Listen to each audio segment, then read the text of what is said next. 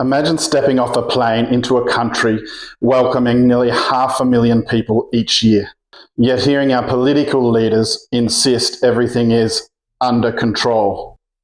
That disconnect sparks a crucial question. Why are our representatives acting like nothing's wrong? Today I want to talk about how the majority of high-profile politicians and mainstream media are gaslighting the general Australian public when it comes to the mass immigration debate. First, I think it's important to get a definition and understanding of the term gaslighting. Gaslighting is the manipulation of someone into questioning their perception of reality. This is what the politicians and mainstream media are doing to the average Australian. Gaslighting is a form of psychological manipulation where one person, the gaslighter, politicians, MSM, mainstream media, systematically makes another person, the general public, doubt their own thoughts, perceptions, and memories to gain power and control. It involves tactics like denial, twisting facts, and downplaying the other's feelings and experiences. This can lead to a loss of self-esteem, national identity, confusion, social chaos, and dependency on the abuser, in this case the government and mainstream media. Australia's net overseas migration hit 446,000 for the financial year ending 30th of June 2024, the highest level on record. By May 2025, permanent and long-term arrivals reached 245,900 in just 5 months, surpassing pre-pandemic peaks and shattering historical records. These off-the-charts figures belie any notion of a stable immigration system. Politicians maintain the permanent migration cap of 185,000, repeating that our intake has been steady for years. Yet federal predictions for the 2025 financial year anticipated 335,000 arrivals. That figure was already exceeded by 39,076 net arrivals well before the year ended. The message from Canberra? Nothing to see here, even as every dashboard light flashes red. There are real-world impacts on infrastructure and living standards. Record migration levels are straining housing markets, schools, roads, and hospitals. The Institute of Public Affairs warns that overstretched social infrastructure is driving down wages and reversing per capita GDP growth.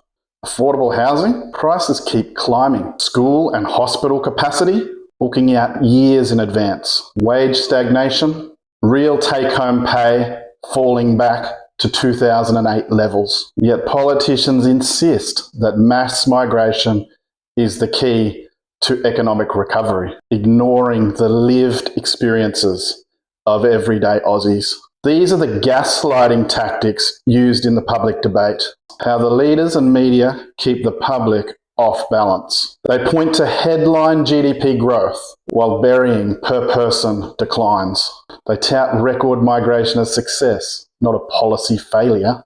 They label critics racist, xenophobic, Islamophobes, anti-Indian for raising legitimate concerns.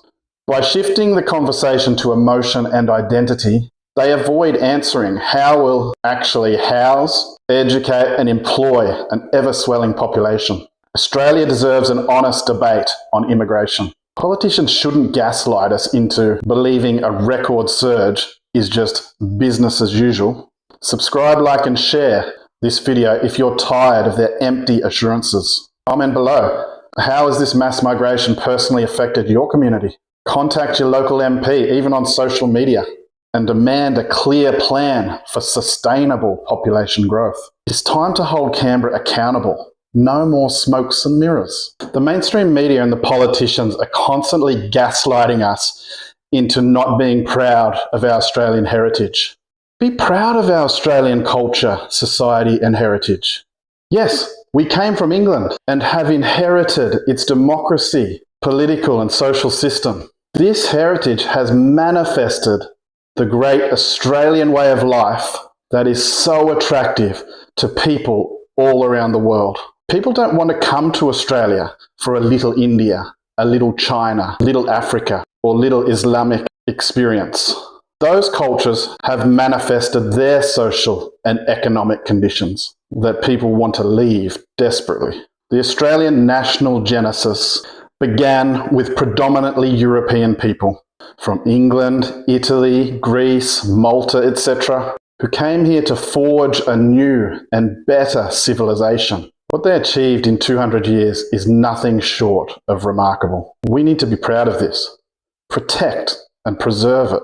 It's been hard fought for, and it's worth valuing. The mainstream media and politicians are constantly trying to gaslight you into being ashamed of your heritage, when we have every reason to be proud of our heritage, which has produced some of the best results in the history of the planet. And it's no comparison when we are comparing the countries that the other cultures have produced. The media and politicians want to gaslight you regarding the conflict in the Middle East. Did you see this politician? Senator McKim, on a point of order, I do want to make the point that if it's okay for Senator Nampijinpa Price to wrap herself in this flag, I would intend to wrap myself in a Palestinian flag and come into the chamber. He is a Green senator from Tasmania named Nick McKim, and I want to name and shame him for making any comparison between how the Australian flag should be respected in the Australian Parliament and between how the Palestinian flag should be received. The Palestinian state isn't even a legal state. What is this guy on about? Share it around. Please make sure him and his opinions are extremely unpopular. Thanks, Patriots. They're fine for Palestinian protesters to run amok because it doesn't put any pressure on them about what's going on here in our own backyard. But did you notice, as soon as the Australians got out to march, they are quick to label it racist, xenophobic, Islamophobic, anti-Indian, and demonize it at every turn. Meanwhile, the pro-Palestinian marches are causing extreme disruption about a conflict they have no control over and is not a concern for the people living their everyday lives here in Australia. Yet when we protest because we want improvements in our own lives, we are labelled as racist, bigots, un-Australian. It's all lies. It's gaslighting. It's manipulation of perception.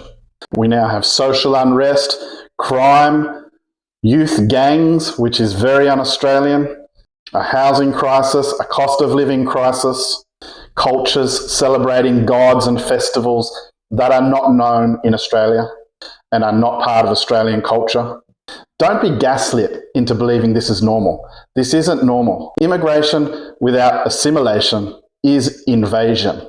It's similar to how China, over the last couple of decades, has indebted many third world nations. They're not doing it overtly, militarily. They're doing it quietly, systematically, internally, while people don't know what's happening. It's like the frog sitting in the warm water as it slowly boils. It doesn't even notice what's going on until it's too late and it's cooked.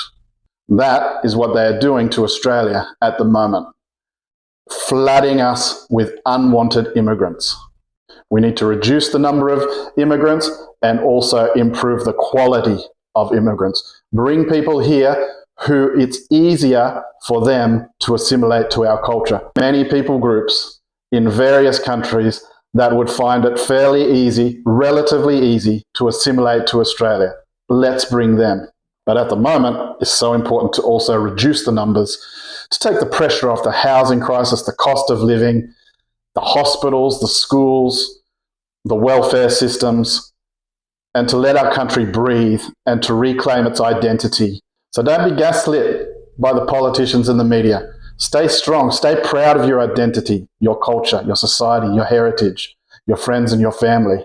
Let's build the pressure on the government until they make decisions in the best interests of our nation, or else we have a change of government and new political leaders rise up to represent the people and to maintain the great Australian way of life.